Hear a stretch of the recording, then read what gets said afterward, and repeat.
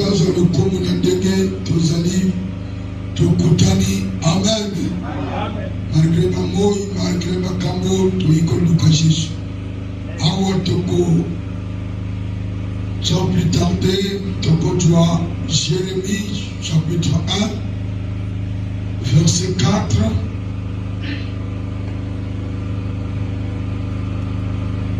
Verset 4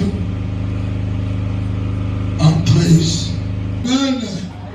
Ah, Tambazo Lokumu. Yemokoti, Yamakoti, Yabomina Lokumu. Maintenant, c'est l'attentif, ma parole. La parole de l'Éternel me fut adressée en ce mot.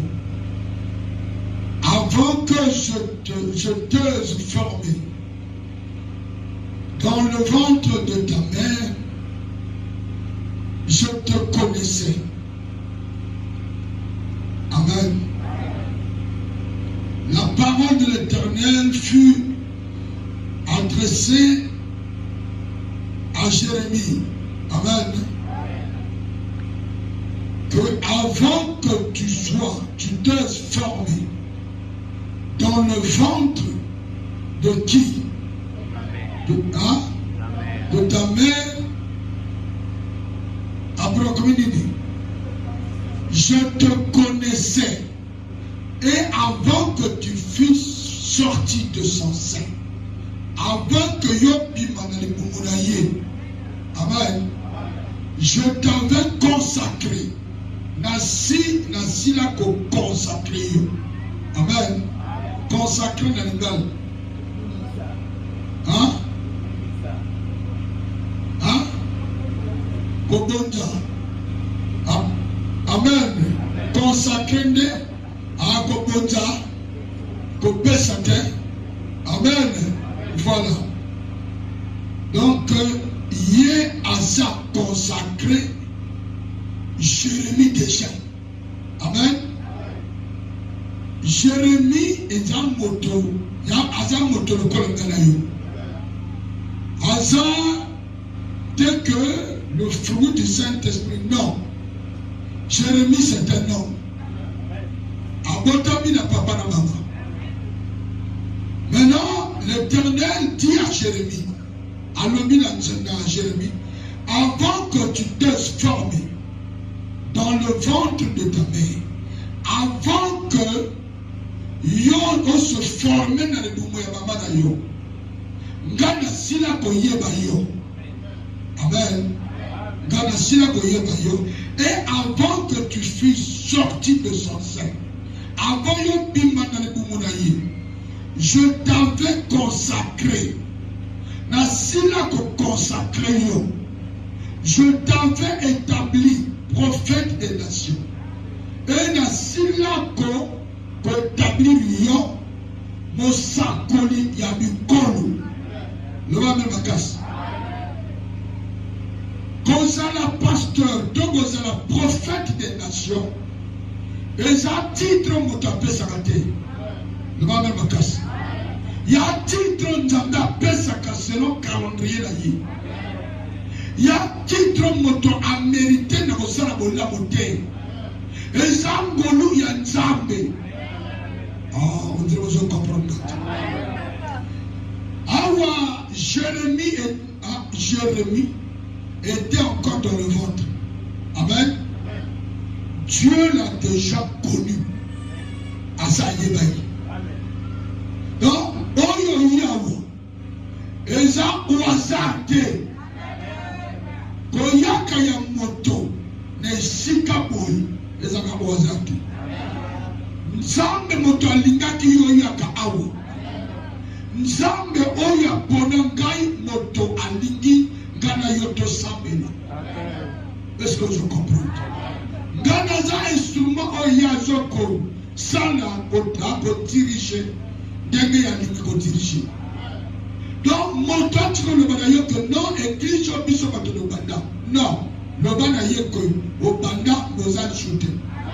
Obanda mais Nzambende motatini kapeao. Que nana yote za ensemble te luka ensemble. Vous comprenez? Je te connaissais avant que tu sois formé dans le sein dans le ventre de ta mère. Amen. Je t'avais établi prophète des nations. Ngana sina ko établir yo mo sakoli ya mikolo. Ndeli kamona le bana yo que Dieu n'a pas de nouveaux serviteurs. Amen. Oyonde balatika joto. Apesi Congo Jérémie. Sinon on regarde bien. Azam moto ya lelote. Ya moto sa yakabe asanteya asantonga. Et bien là ici encore apesi Congo Jérémie. Vous en comprenez? Le moto. Et bien là. Donc Dieu n'a pas de nouveaux serviteurs. Dieu a toujours des anciens serviteurs où il y a un rebissant encore. Élie est venu sur la terre. Élie a prêché la parole. Amen. Élie, c'est un eunuque. Il est monté au ciel. Dans quatre chars et monte. Amen. Mais il se fit un certain Jean-Baptiste. Amen. On l'appelle plus Élie. Mais c'est Jean-Baptiste. Né à Botamina papa na maman. A changé ma parole à Congo. Et a commis moi na yanani. Ya Zacharie. Non, Elisabeth. Comment non? Vous avez dit, Nzambe akome na yo. Grâce moko yo lengi. Amen. Bon lukaka. Mbongo atwakangote. Mais bon on dirait bazama fumafu batwakango. Nazo kosote. Bon bazama concentré batwakango mbongo. Wana so otali bebe batwakango be balogote. Bon bazana orgueil wana. Ngana na mbongo je l'argent batwakango e balogote. Mais si on t'a dit motoyo, à le matin, on dirait sur des mbongo. Il y a le cola bateau oyo. Nzamba tika o nommé prophète des nations. Toi apporte ma sorte, mais il se fait apporte ma sorte carrément. Que la personne toi. Et c'est besoin de comprendre. Parce que belé. Oh, apporte des nations. Amen. Et ça le capoté. Dieu a créatif. Elle ne va faire souvent que Dieu a comme un job. Bisouat. Bisouat. Hein? Tombé d'ailleurs. Mais au Coloana. Tombé sur comment on est. Amen. Je répondis, ah Seigneur, éternel, voici je ne sais point parler, car je suis qu'un enfant. Ok? Ah, il y a John si à lui. Ah, Seigneur.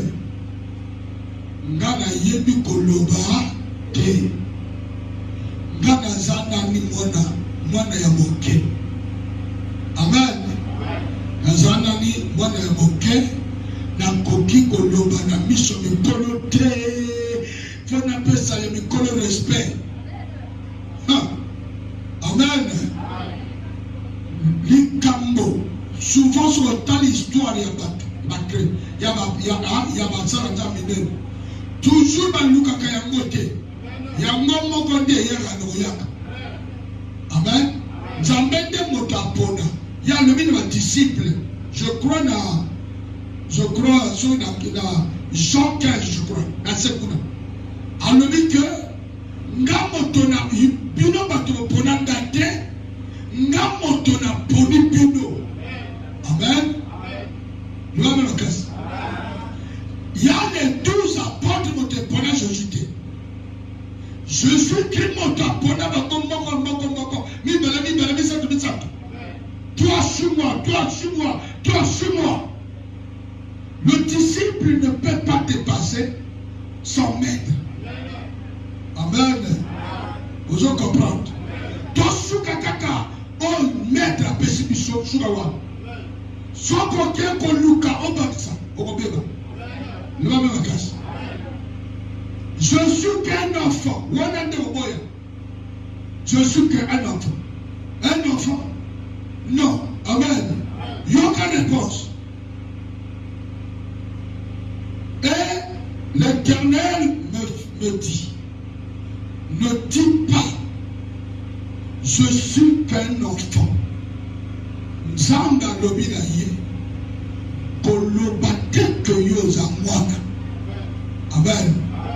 Grâce et yaka et ye pa na yo. Yo lobi que te, wane zangate, il faut wane passer par yaya. Mais yo, okonate wakam. L'homme me casse. Yo yebite ke yana boyo bawela kango. Yana bo bazo wela ki boya yawa. Yana bo bazo wela grâce. Azol ba me oy bo grâce be kena côté oyo pepe na ni. Fallait ya ke pa na ga. Ki toka be fallait ya ke pa na ga. Mais on va y voir personne qui toka ya moto. Na yuma ya bo. Amen. Te yako a nzambe moto atabonaka. Nzambe moto apesaka. Ne va même makasi. Oyo nzambe alobi ke za ya yo. Attends, ne va même makasi. Attends à connaître blocage. On connaît blocage. Fin de fait, on cause à débloquer. Parce que on t'a mis à penser yo et yo. Parce qu'on porte là et l'on qu'on a ajouté. C'est pas l'âge qui fait l'homme. On t'a mis à penser mon takot et tout faire bon et azate. Et copine là. Oh, ma mère, les affaires. Oh, yangeza yangai. Na kotombo na mutu. Ata botima beto. Mutu na ngai go koma. E go koma nchenge. Na kotombo na beto. E na kopinisa mutu na kongo. Awo yeba ke ya un pasteur. Oh, ya ntamba pona. Okomi va tout faire gâter. Ezra Kanga. Ezra roi de Perse. A côté le milatati. Na kolekala. Na kontra pariatai. Est-ce que je comprends? Moto allen sa yote. Oya yule sa ya yo. Follow bana moto la que bana nangaba sa oyanga. Il a taillé kaki fait de robota. Est-ce que je comprends? Fait de robota. On t'aperçoit le bas que multipliez-vous. Soyez féconds. Remplissez la terre. Il y a parole de temps. Il y a oya kela mokili. Yo sokoto oyebi o safurete dalio. Ngana sina twapa ya dai. Ngafi. Amen les affaires. Les Cambodgiens basa loba. Yoko boutete. Confessez ça, confessez la promesse de Dieu et crois de tout ton cœur que eko salama na njoto na ngai. Et ego salama pela komba yesu. Nzanga loba que soyez féconds. Multipliez-vous. C'est Dieu notre créateur. Aloba bo. Atala le sumo atona eva salate. Le sumo ne mango est bloqué pour potater. Oh, est-ce que je comprends? Maintenant, on retourne en Nzambe yangeza bloqué na quel sumo. Par quoi va ça le sumo? On le zone le baque to bimi par bango. Le sumo ne mango l'actibiso. Yo pesi ma bota. Maintenant yangani ne sali. Quel sumo na sali? Yo kuma karangantela. Permettre d'appeler la bota. Pesa par yatai. Au nom de je ne sais pourquoi parler, car je suis qu'un enfant. Et l'Éternel me dit, ne dis pas, je suis qu'un enfant, car tu iras faire tout ce auprès de qui je t'enverrai. Amen. Quand le matin que yo zamona moke, yo kokende. Kote nyonso onga na botinda yo. So na tinyo ke no prochain ministre interne. Tu okende. Oh, amen les affaires. Yo ko ya yete que ko ya teke pour les ambassades ba ko tsengate. Non. Ngala za mona moke longola makamoya mona moke. Oya titi yo de l'Éternel des armées. Il te donne toutes les capacités. Ya ko kota mikolo. les affaires. Nous allons monter. Et puis là, on est à l'école. Il y a Osana, 25 ans, un meilleur commandant. Allez, adjudant chef. Donc, il faut que les gens soient là. Il y a une amène occupé ma beauté. Le moment garde. Amen. Frappez son pas. Mais quand on a petit propre. Tu es impoli. Amen. Nabouyaya na yomoko. Quel Bouyaya? Ici, ce n'est pas le problème de Bouyaya. Le problème, il y a le titre. On va mettre les enfants. Je n'ai pas dit qu'on l'a battu le jour que Yosamor moqué. Il y a le corps à mon frère Mogaï. Sous la peine de paix, comme le collègue d'Apoy. Amen. À lui, papa. Le papa Zaya Gamoko. Il y a papa Botinga. Mais Tarakaka. Anoko Bazani Kolo. Amen. Bana Kane ya papa. Parce que mi Kolo. Na Kolo na bosa batoya. Mi Kolo ta. Na Kolo bate. Bato le pont de Mbateka. Nana kene ni fula. Oh. Yo. Quelle faiblesse! Ils ont manqué d'autorité. Dans le plan de Nananti Mabango va te cabaler sa passe de Bago. Donc, Gabo Kola qui est le foulard. Et puis le foulard, le loté.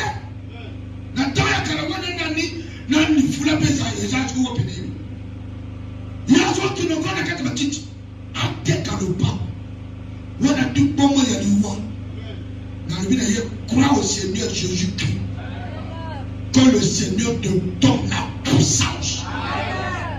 Et lorsque ils ont abissonné, tu lis la parole, tu lis la Bible, mais tu ne crois pas de tout ce que tu as lu. Amen. Tu as lu. Donc tu as lu la parole. Amen. Au lieu de croire, il y a autant de croire. Amen. Donc yo, autant que la naissance. Alors que ce n'est pas comme ça. La parole, tout a été fait par la parole. Le roi de la casse. Comme sa Bible protection t'est. Quand ça, moi, nous tomber de thé.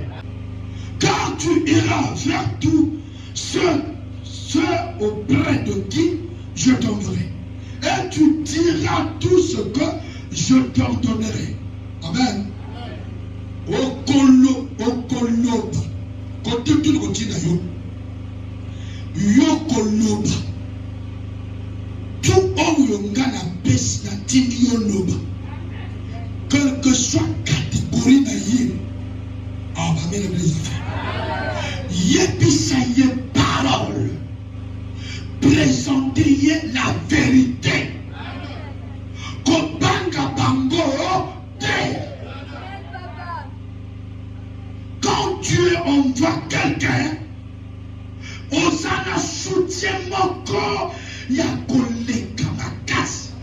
Akobena makasi atromoke, il y a koleka. Donc makasi ya makasi. Parce que c'est Dieu qui t'envoie. L'Éternel t'envoie. Kobanga te. Tu es en sécurité. Celui qui t'envoie est avec toi. Il te protège contre les attaques. Il y a des esprits. On est tellement de besoin portail. Il y a des besoin en panne. Au quotidien, au monde à mon temps, Bimbelio, mon tout pamba. On y va s'aller là-haut. Il y a bien des papas. Mais quand nous avons foutu la haut, nous avons dit que non. Mais pas qu'on change. Le nako parce que vous avez la tête. Quand on a fait un double. Il y a double à côté de l'outil. Nama Kamona Yomoko la famille. Et qu'on comme un double. Cherchez la puissance. Cherchez à connaître Christ. Cherchez le Saint-Esprit. Yoko comme intouchable. Ce qui m'a eu beaucoup d'ensemble. Et ma lobby kende. Yebisa tonga na tindi yoloba. kobanga te. Loba même makasi. Loba moninga kobanga te. Voilà, verset combien? Ne le crains point, kobanga bangoti, car je suis avec toi. Oui, je suis avec toi. Il est avec moi. Il est aussi avec toi. Donc, ne crains rien. Ne crains rien. Même si tu t'es rencontré avec quelqu'un qui porte des raffias, des trucs rouges, des médailles, amen, des bagues maçonniques ou bien, je ne sais pas, des bagues rose croix, ne le crains point. Celui qui t'a envoyé est avec toi. Tous les esprits ont peur de Jésus. Quel esprit qui tout esprit connaît bien Christ. Parce que le diable,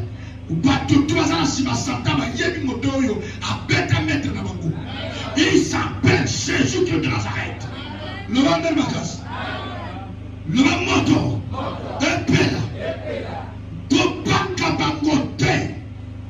amen. Car, verset 8, ne le crains point, car je suis avec toi pour te délivrer, dit l'Éternel. Je suis avec toi pour te délivrer. Dans vos comptes, on a 4 pans, vous en avez moi. Amen. Sauf que moi, l'Ina soyez mon corps, le pain au calme. Moi, je suis na katia, l'homme na katia. Christ, il t'a envoyé, amen, ou bien on dit Jésus. Quand tu rentres dans le pain, le diable va se présenter. Que tu vas où? Amen. Christ va répondre à ce temps, à cet esprit, que je veux voir un tel. Amen. Laissez un tel passer. Nazana laissez passer.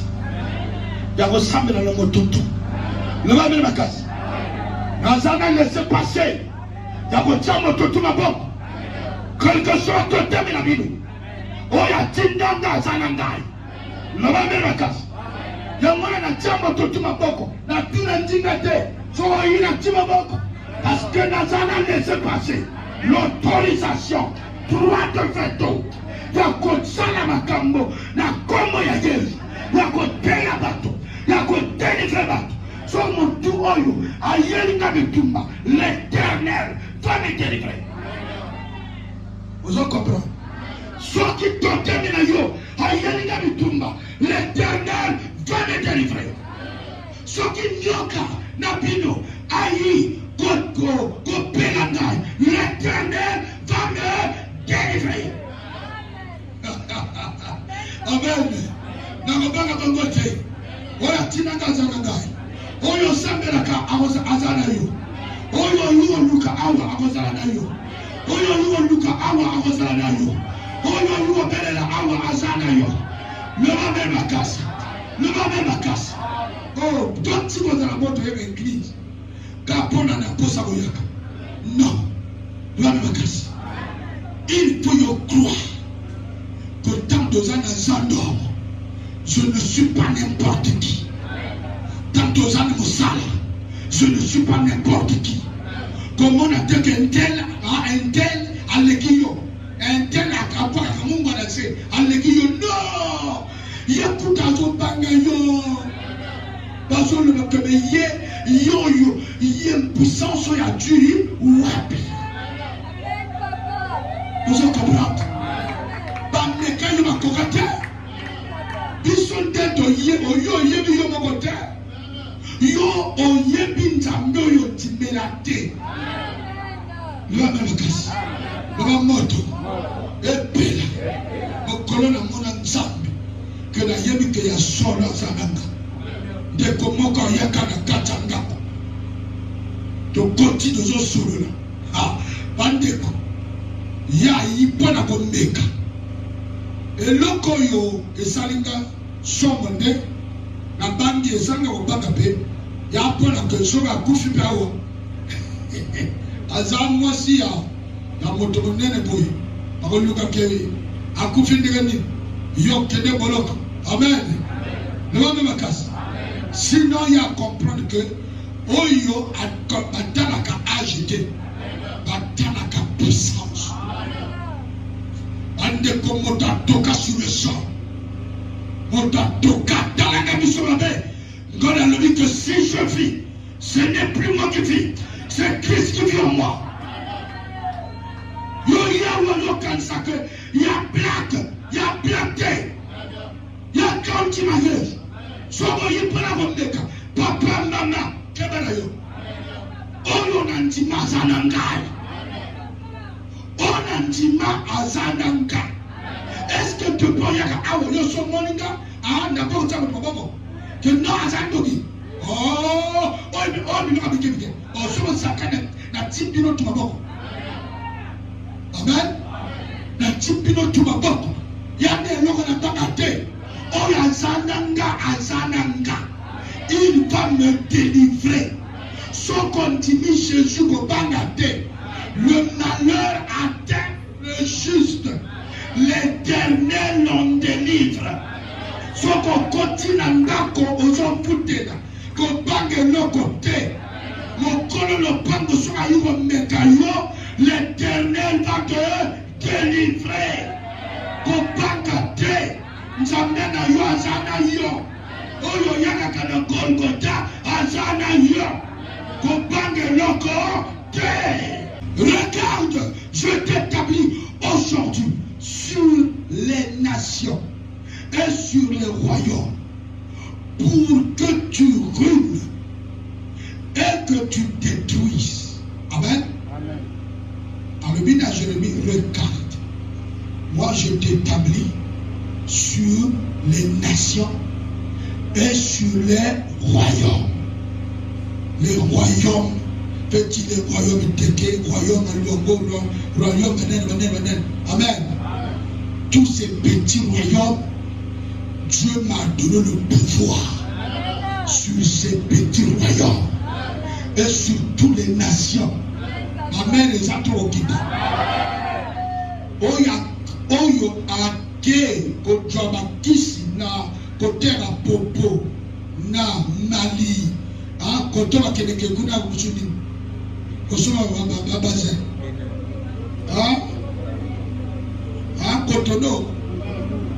Cotonou. Amen.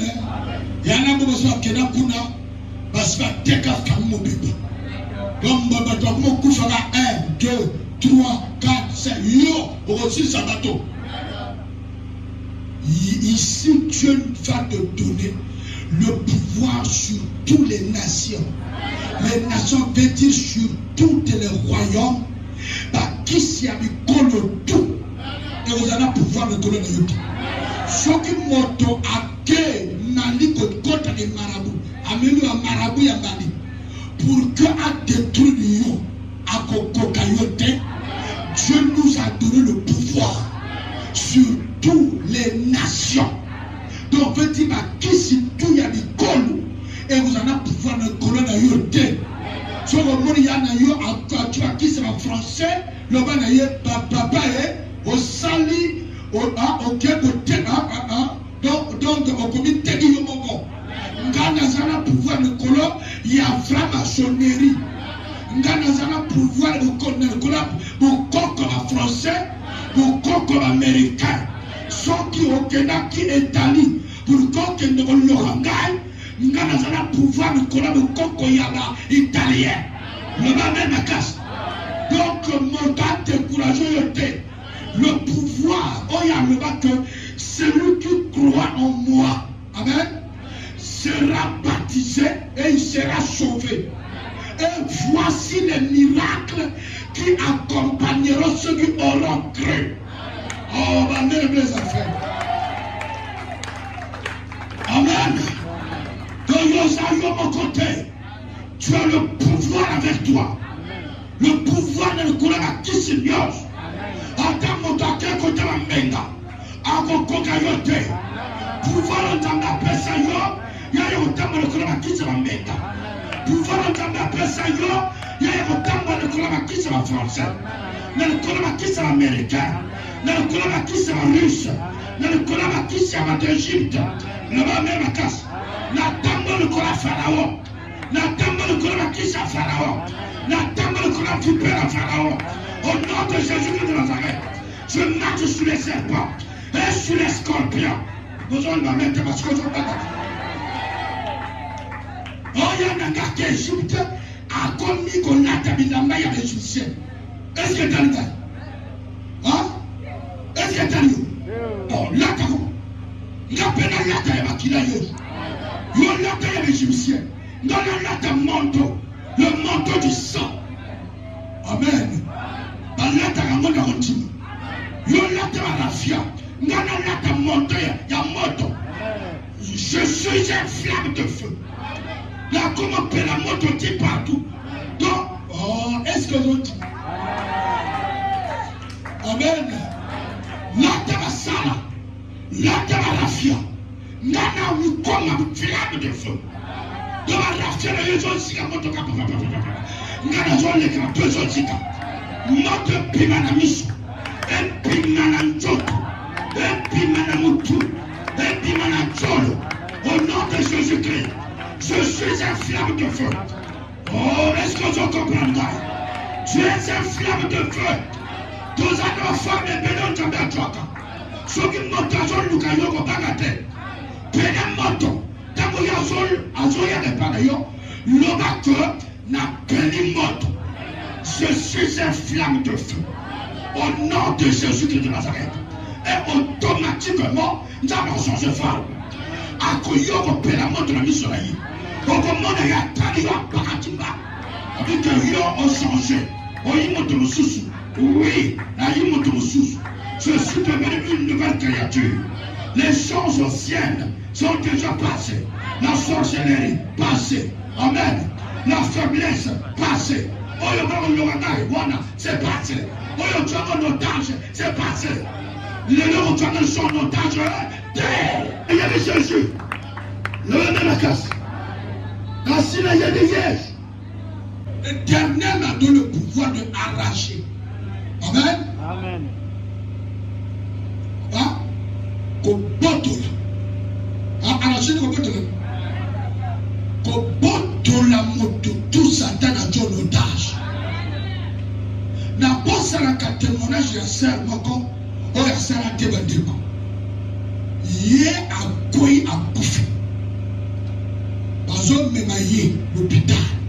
Pour pas contre la morgue. Amen. De comment habiter. Parce qu'on a bien un pasteur. Pas bien un téléphone. Na yogi konne la go. Oui mon nana za jeune. Akufi to bazo pa bazo lena. Amen. Tango babenga na bi. Tiens le téléphone de toi. Tango na lobiste. Hé Satan! Esprit de mort! Lâche son esprit! Qu'elle revienne en vie! Qu'elle revienne à la vie! Au nom de Jésus! Bandeko, le kola bosaka. Amen. Mais pas 2 minutes. Montagne au porc. Comment va? Pas tout. Aussitôt dit, aussitôt fait. Montagne le bilangai, il y a le bilangai papa. Osaya Nzambe. Lui bâti bangona singa. Bakangi ba chaîne. On a très bien. On a la tête. Pour que les gens t'aient wapi. On tue là-bas. Donc on fout la moto. L'un de la casse. Quel contour les gens t'aient bati bangona ba chaîne. Na molongo. Bazo traverser Bali. Amen. Donc moto sa keso kota mindelo. Donc côté Mengo, côté Nganga, asa tu as kiss, asa ti partout à combo. Ma camarade est un frère. Mon ça le contenant Satan que n'a pas besoin bateau. Bateau y a repéré ça, c'est comme si un bateau y a qu'elle là. Y a pas la baninga. On besoin comprendre. Et ça la moindre le botier, ça moto. J'ai clamé de yote. Tant que je suis molongo, bandeko. Alubina talaboy. Lobako. Et outil kolo. Donc, et il faut arracher. Et tu n'as pas. Et même il kolo. Tant que même il kolo. Malamoko ya il va pas moka. Et le parole dit que mon serviteur m'a envoyé pour te prendre. Et automatiquement, il y a une colonne. Attends la pépite de ce livre. Mais il y a un koufaki. Tu es un pasteur. Il y a une fois que nous avons un pasteur, le serviteur de Dieu qui a envoyé son Dieu pour me délivrer. Il y a une talanga. Il y a une. Il y a un petit jambe. Elle me dit papa, on a un jambe. Parce que Bishop Osa est pelé. Boba tikali. Mais yo moto yemi nzambe. Oko kufa ne bakote. Oko keni wa moto te. Kisa moto jamais. Nzambe ako arraché yo. Lo samo ya lelo. Nzambe na ngai. Ako arraché yo. Na maboko ya yana yo. Na maboko ya papa na yo. Na maboko ya noko na yo. L'Éternel m'a envoyé pour te arracher au nom de Jésus. Arracher et abattre. Amen, amen, ça fait. Nous arracher yo. Nama boko ezayana. Arracher au nom de Jésus-Christ. Na botoni yo. Bandeko. Papo maman ya mbiki. Na liwa. Paska kutana mutasana nzambe. Yo poko lelo okutana mutasana nzambe. Okopima papa te. Okopima papa te. Okopima papa te. Nyonso ya yo babotola. Toko arashabolela. Toko arashabolela. Pour que je ruine et que je détruise. Pour que tu bâtisses et que tu plantes. Amen. Pour que je bâtisse, je détruise des fétiches. Amen. À ton adversaire, il a pris des fétiches. Il a consulté des féticheurs. On l'a donné des trucs qu'il va jeter dans votre parcelle. Il a envoyé quelqu'un qui te connaît pour jeter quelque chose de fétiche dans votre parcelle, dans ta maison. Il a envoyé quelqu'un de prendre ton habit pour faire des fétiches. Amen. Ils sont des hommes tout autour de toi, des femmes tout autour de toi, puisqu'ils veulent t'achever. Mais Dieu m'a envoyé, Dieu m'a dit ceci. Celui qui croit au nom du Seigneur Jésus. Amen. Celui qui croit, Dieu va détruire ces fétiches. Est-ce que tu le crois? Qu'en ce moment, là où je parle, là, l'Éternel est dans votre maison. L'Éternel est déjà dans votre parcelle. Et pour renverser tout ce qui est satanique, pour détruire tout ce qu'on a enterré. Il y a des fétiches qu'on envoie par des esprits. Et il y a la et puis la chambre. Et il y a la et tellement important. Et il y a la et tellement dans la chambre. L'Éternel m'a envoyé pour tout détruire. On a ensemble là-haut. Bombe et à mort. Et s'éclater dans tous les quartiers. La place au bureau routier. La petite bombe. Il y a mort et à table. Et que nous secouer. Mort et ténèbres. Voyez bombe maintenant. Et puis maintenant ça. Au nom de Jésus-Christ. Au nom de Jésus. Voyez, il y a cessé. Voyez, il y a un bouton. Voyez, il y a un Emilia. Voyez, il y a un lama. Nous sommes tous dans notre. Nous sommes tous dans notre. Nous sommes tous dans notre. Voyez, il y a une chenette. Voyez, il y a un métal. Elles sont aussi la moto. Elles sont aussi la moto. Elles sont aussi la moto. Elles sont aussi la moto. Eh, Joliama. Moto pela. Et tout le monde est sorti. Moto. Moto. Et si ça doit sortir. on va pas à côté de quelqu'un. Les gens va tout bien comme ça. Oh, il y a quelqu'un dans la bateau. Et je suis comme bateau. Je suis là pour détruire. Au nom de Jésus, détruire, renverser. Au nom de Jésus-Christ. Et il y a quelqu'un dans la banne. Détruire. Au nom de Jésus-Christ. La femme de Jésus. Maman, qu'on s'accorde. Qu'on y a aussi ma bague. N'a pas bague. Je veux comprendre. Je suis là pour détruire. Qu'on peut ça, tout Satan a préparé. Qu'on peut ça, groupe et abattre garde. Pour vous, je vais bien le silence. Ok, vous pouvez pas continuer.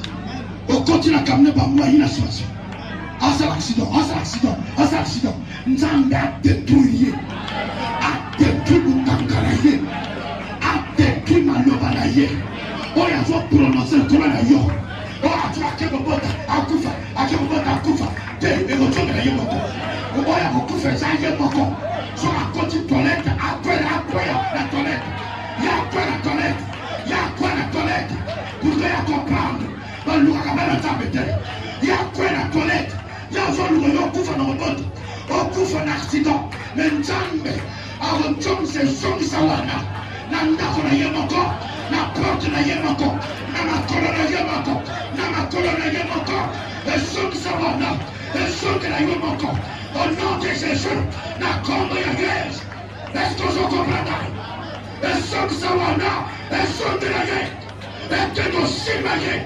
Il y a comprendre aux amants de vos sacramentés, aux amants d'ensemble. Acclame le Seigneur ce jour.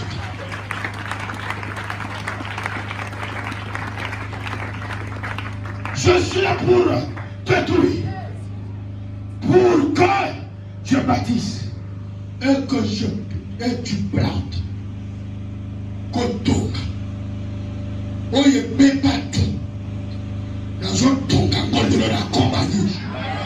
Joto na yo esansusu na tina te elongola motume ya makolo elongola makolo yimusu bale makala ya njoto sepeba aujourd'hui je suis en tout de partie par la parole dans un jonction mon péché au nom de Jésus-Christ de Nazareth dans un jonction mon péché et planter tout ce que le diable a enlevé. Amen. Toute plante qui n'a été pas planté par mon Père sera déracinée et jetée au feu. Tout ce que le diable a planté dans ton corps, dans ta maison, dans tes enfants, nous avons déraciné. Je suis en train de déraciner les microbes, déraciner la sorcellerie, déraciner la magie, déraciner la mort, déraciner le moindre, déraciner la tension.